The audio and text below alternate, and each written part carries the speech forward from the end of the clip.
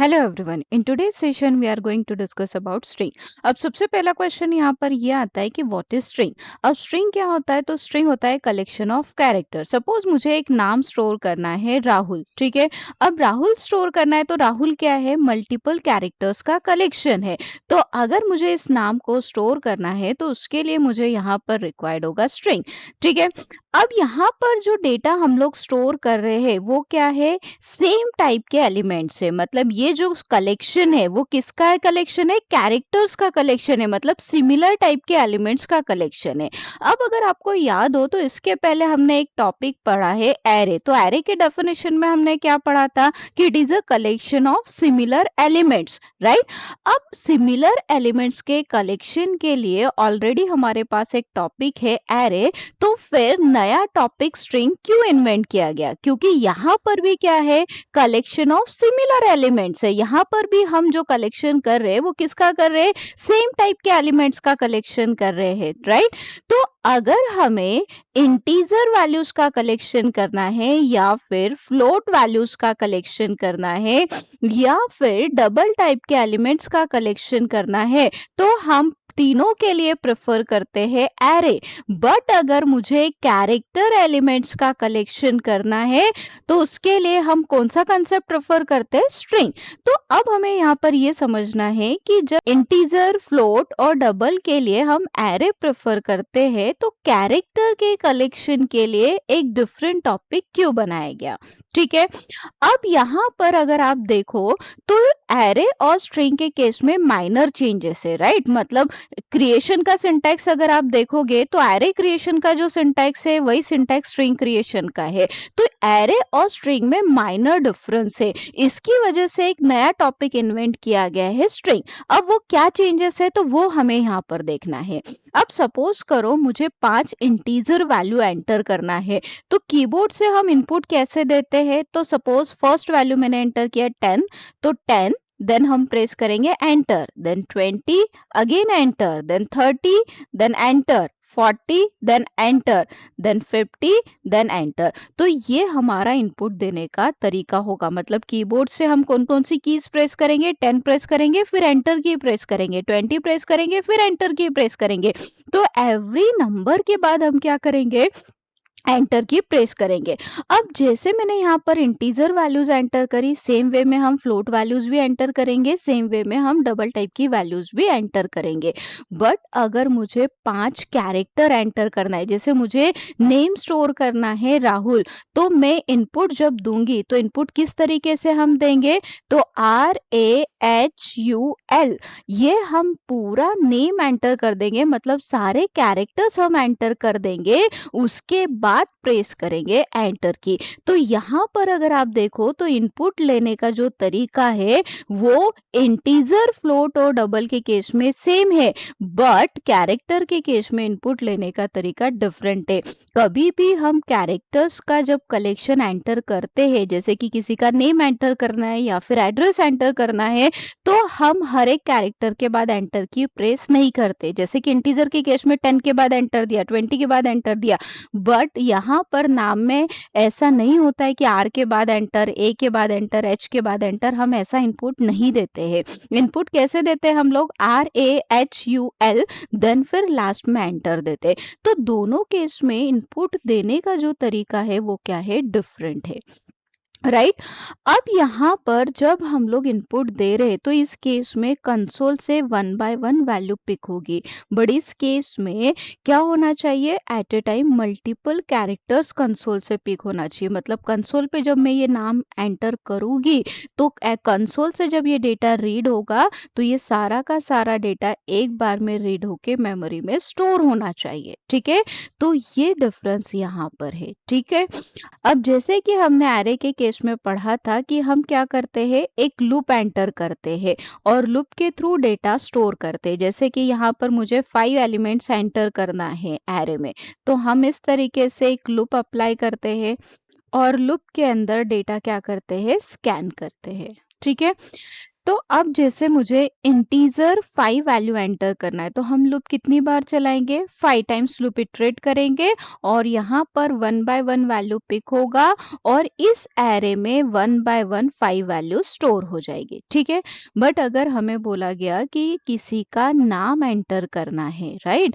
तो नाम एंटर करना है, तो अब देखो यहाँ पर किसी के नेम में 3 कैरेक्टर होते हैं, किसी केस में 4 होते हैं, किसी केस में 5 होते हैं, किसी केस में 10 होते हैं, राइट? तो जो नंबर ऑफ कैरेक्टर होते हैं वो कैसे होते हैं? वेरिएबल होते हैं। अब यहाँ पर 5 एलिमेंट एंटर करना है, तो हमने लूप 5 टाइम्स इटरेट करवा दिया, राइट? बट अगर मुझे बोला गया है कि नाम एंटर करना है, तो यूजर का जो नेम है वो कितने भी कैरेक्टर्स का हो सकता है। अब यहाँ पर जो कैरेक्टर्स है वो डिफरेंट डिफरेंट है, तो फिर हम कंडीशन कैसे अप्लाई करेंगे?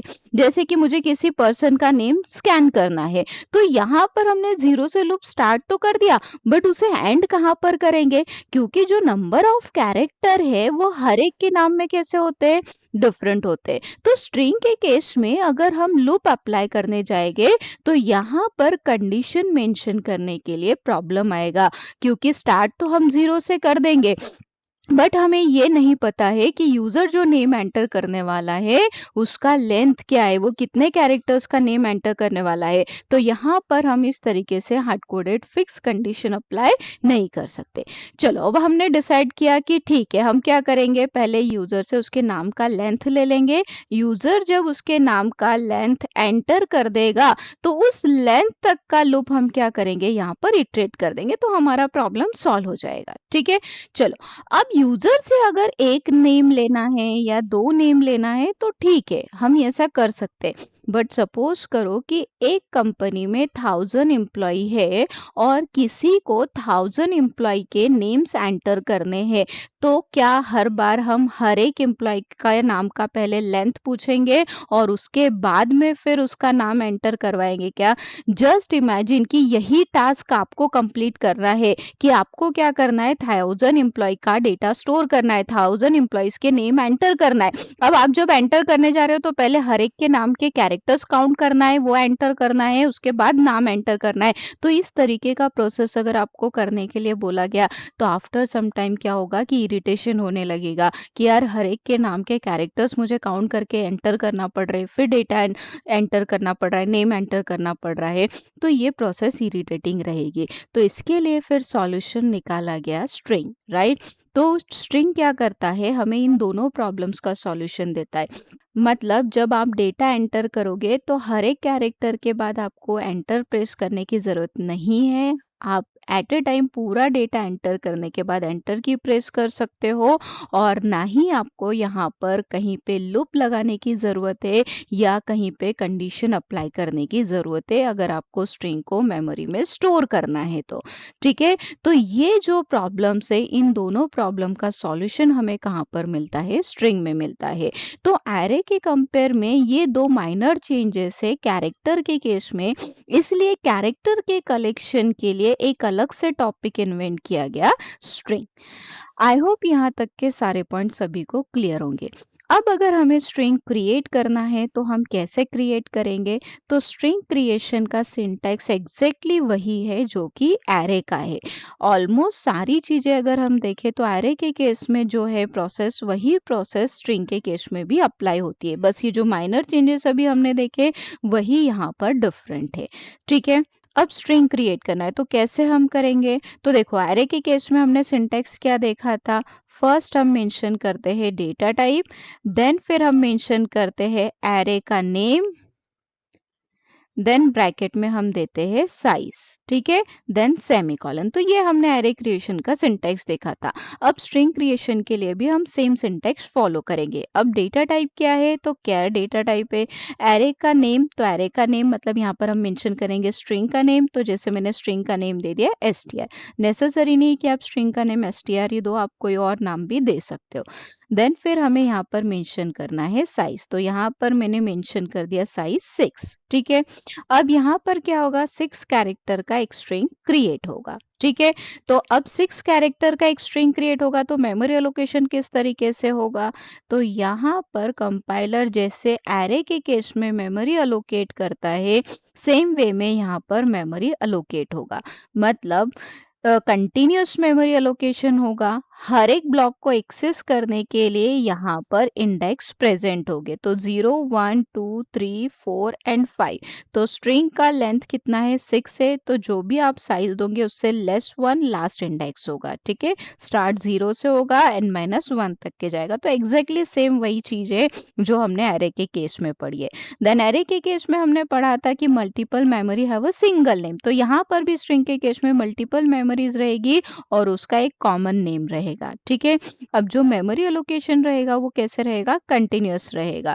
तो अगर सपोज फर्स्ट ब्लॉक का एड्रेस है 100, तो सेकेंड ब्लॉक का एड्रेस होगा 101। 101 क्यों, क्योंकि यहाँ पर जो डेटा टाइप हमने दिया है वो क्या है, कैरेक्टर है। तो कैरेक्टर एक बाइट ऑक्यूपाई करता है, तो यहाँ पर इस एक ब्लॉक ने 1 बाइट मेमोरी स्पेस ऑक्यूपाई किया है। तो इसलिए फर्स्ट ब्लॉक का एड्रेस होगा 100, सेकेंड 101, देन 102, देन 103, 104 एंड 105। इस तरीके से ये मेमोरी अलोकेट होगी। तो ये जो सिंटैक्स है ये स्ट्रिंग क्रिएशन का सिंटैक्स है, और जब हम इस सिंटैक्स को एग्जीक्यूट करते हैं तो कंपाइलर इस तरीके का मेमोरी हमें अलोकेट करता है। आई होप यहाँ तक के सारे पॉइंट सभी को क्लियर हो गए। अब इस मेमोरी में डेटा यूजर से लेके किस तरीके से स्टोर करना है और इस मेमोरी का डेटा कैसे प्रिंट करें, हम नेक्स्ट सेशन में डिस्कस करेंगे। In case if you have any doubt then please write in a comment section. Thank you.